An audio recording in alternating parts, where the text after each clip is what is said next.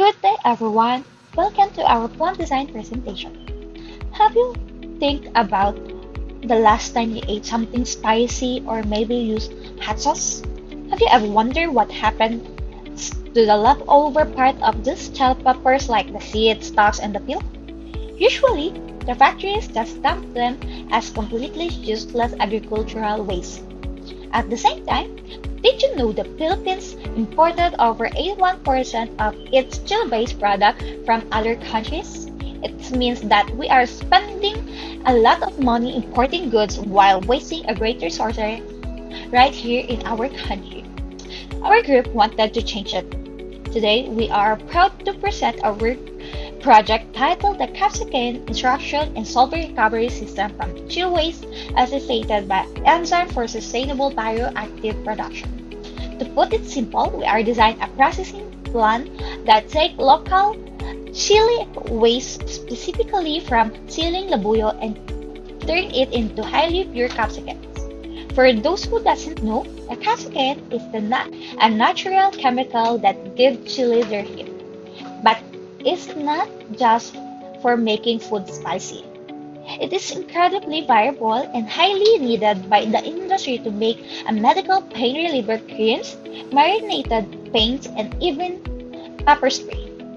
Now, extracting this usually required a harsh, toxic chemicals, but we wanted our plant to be genuinely green and sustainable. So we modified a two-step of eco-friendly process. First, we use a natural enzyme to gently break down the plant cell wall so that the capsicum can slide out easily. Then, we wash it using ethanol, which is just a safe, biodegradable alcohol. The real kicker is our closed-loop system. Instead of throwing away the ethanol after a single use, our plant automatically clean and recycle over 90% of it and keep our operating costs incredibly low and stop chemical waste from harming the environment. Our proposed plant can process 100 kilo of dry chili waste every single hour by replacing the expensive foreign import with a local production. We are supporting the Filipino farmers by cutting down agricultural waste and helping the local economy. Over the next few minutes, we will walk you through our market analysis, chemical process design, and economic value evaluation. My name is Ayena Pascual, and moving on, I will explain the market analysis for our plant design, which establishes a sustainable, high-purity capsaicin production facility utilizing local chili processing waste. The global capsaicin market is experiencing robust growth valued at $346.54 million in 2026 and projected to surpass $632.41 million by 2035 at a steady compound annual growth rate of 6%. This global expansion highlights a massive commercial opportunity, particularly within the Philippine context, where a severe demand-supply gap exists due to extreme import dependence. Data from the Observatory of Economic Complexity reveals that the Philippines imports a staggering 50.8 million US dollars worth of pepper and capsicum commodities annually, with 81.5% originating solely from Vietnam. While our domestic export languish at a negligible 269,000 US dollars, this heavy reliance on foreign supply chains leaves local business sectors such as food processing, agrochemicals, and pharmaceuticals in Metro Manila and Calabarzon, which are highly vulnerable to international logistic bottlenecks and volatile domestic market shocks.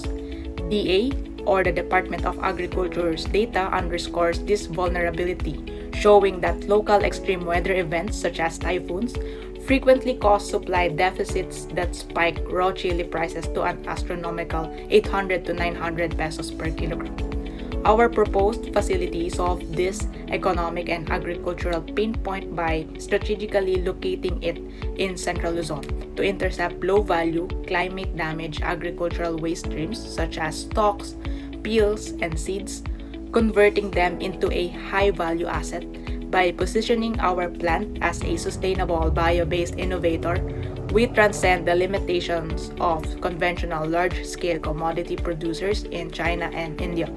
Our technical edge relies on integrating enzyme-assisted extraction to disrupt cellular matrices for enhanced yields under mild conditions, coupled with a closed-loop fractional distillation system targeting a minimum 90% solvent recovery rate.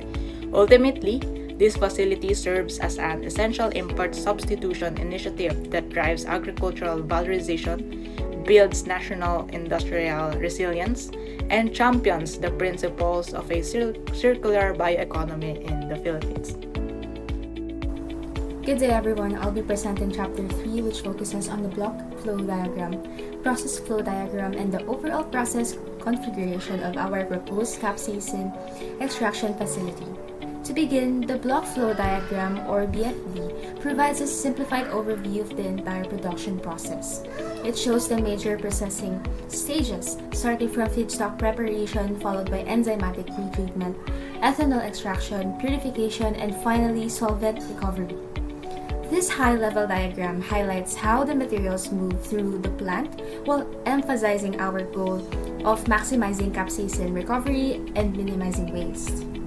Next is process flow diagram, or PFD, which presents a more detailed representation of the process. To develop this, we benchmarked published capsaicin extraction studies and adapted the most suitable unit operations to our design.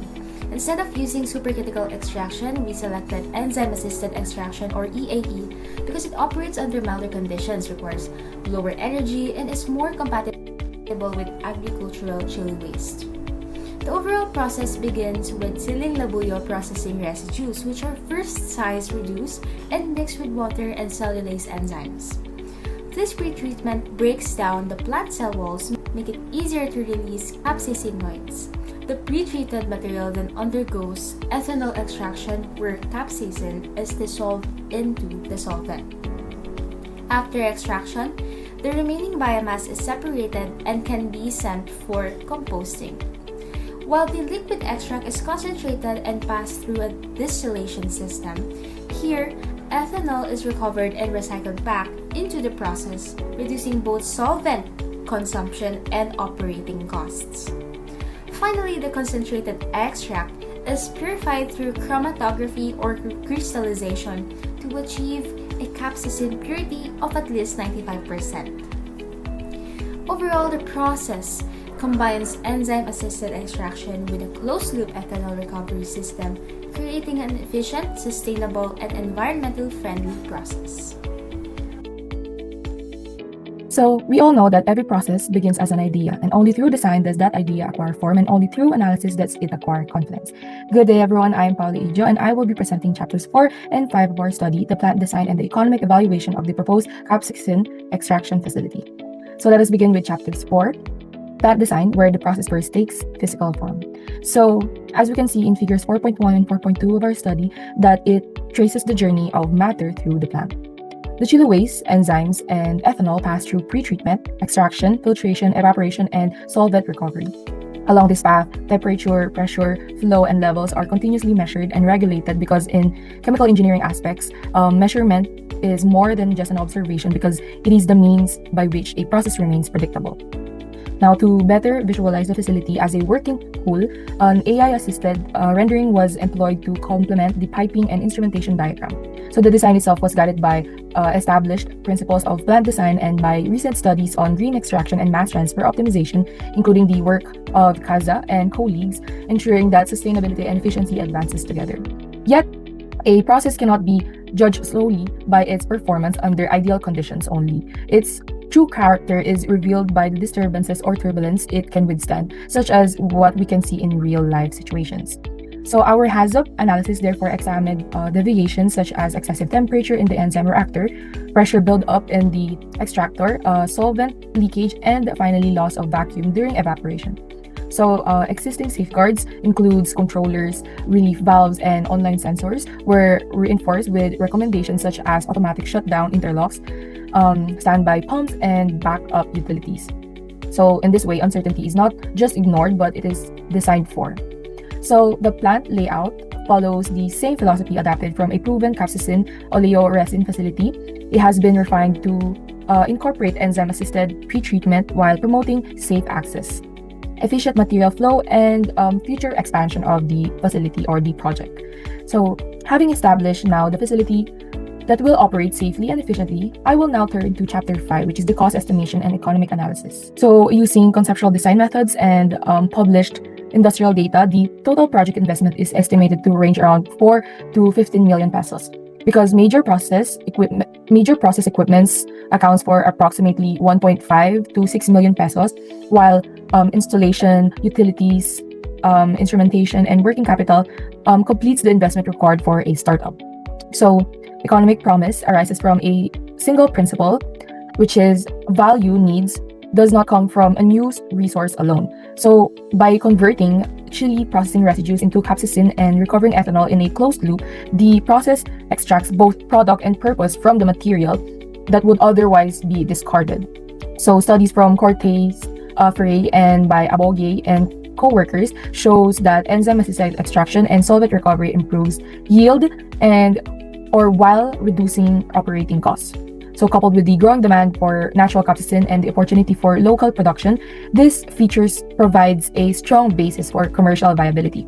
But despite all this design and proposal, challenges still remain, and we acknowledge it. So, this includes fluctuations in feedstock availability, purification costs, and many more. But with careful optimization and prudent operation, these uncertainties become manageable rather than prohibitive.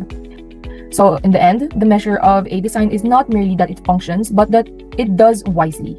So this proposed facility by Group 2 demonstrates that sustainability and economic feasibility are not an opposing goals, but rather it is, if properly designed, they become one and the same. Again, I am Paula Ydio from Group 2, signing out. Thank you.